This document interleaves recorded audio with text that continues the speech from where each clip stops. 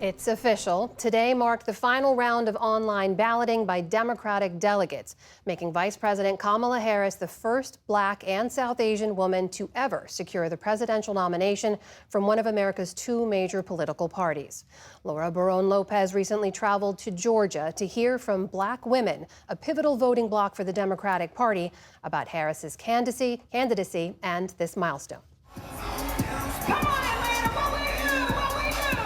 At Kamala Harris's first major rally in the key state of Georgia since she began her campaign for president, the atmosphere was more like a concert than a political event, reflecting a surge in enthusiasm among Democratic voters since Harris announced her candidacy just over 2 weeks ago. I do think this has energized us for the future, looking forward. To me, this is more than just a campaign. It's the future. I have a 25-year-old. My daughter just turned 25 in June. And when you hear people talking about taking people's voting rights away, telling women what to do with their bodies, I really hate that we're going backwards. Voters of color, and especially Black women, helped flip Georgia blue in 2020. 95% of Black women in the state backed Joe Biden, and will be critical to any path to victory here for Harris. To get a deeper look at what this historic moment means and the issues that matter most to this voting bloc, I sat down with 3 Black women from the Peach State. What was your reaction when you saw the party rally so quickly behind Vice President Harris? I was super excited because finally we had someone on the ticket that looked like me and was living proof that it can be done. And at that moment, I was like, whatever I need to do to support her, I will do it. My heart leapt. My heart leapt. The phrase that keeps coming to mind is, let's go. Let's go, President Harris. Let's get it. And I'm saying President Harris purposefully.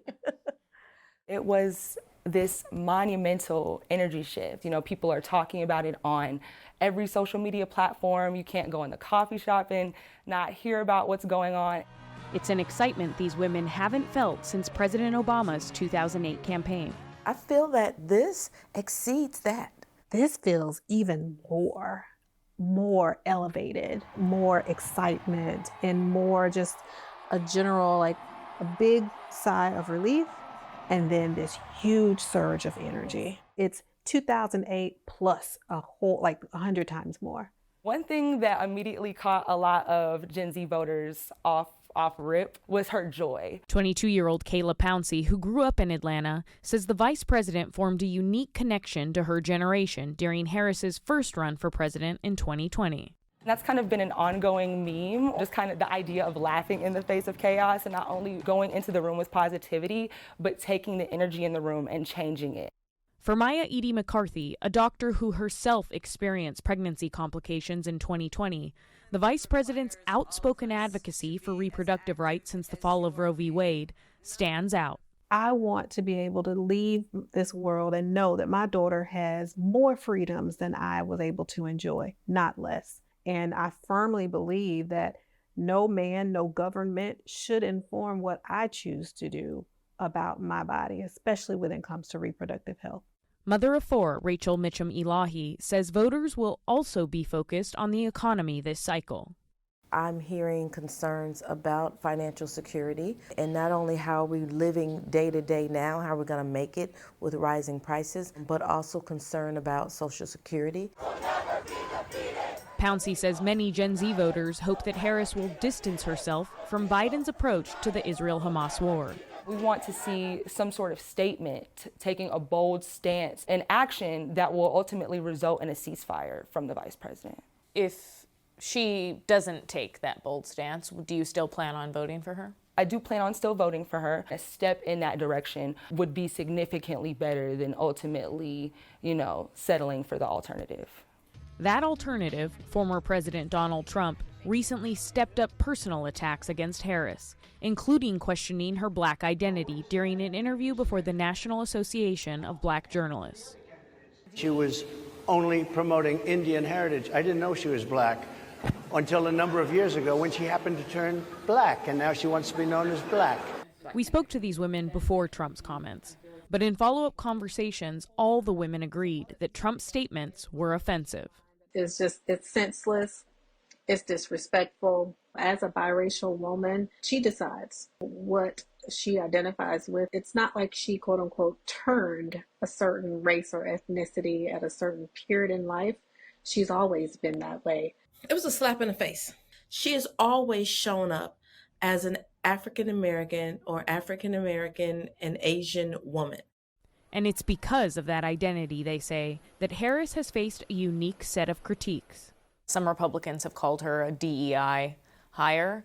What do you make of all of those attacks? It's very important for us to question what those things mean, because ultimately you're saying that she's unqualified because she's Black, and that because she is a Black woman and that she fulfills that status, she will not be able to handle the responsibilities of the job.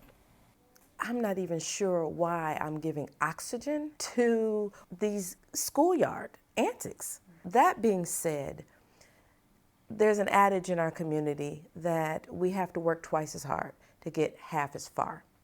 But when we get in position, we still must perform. And she is more than capable.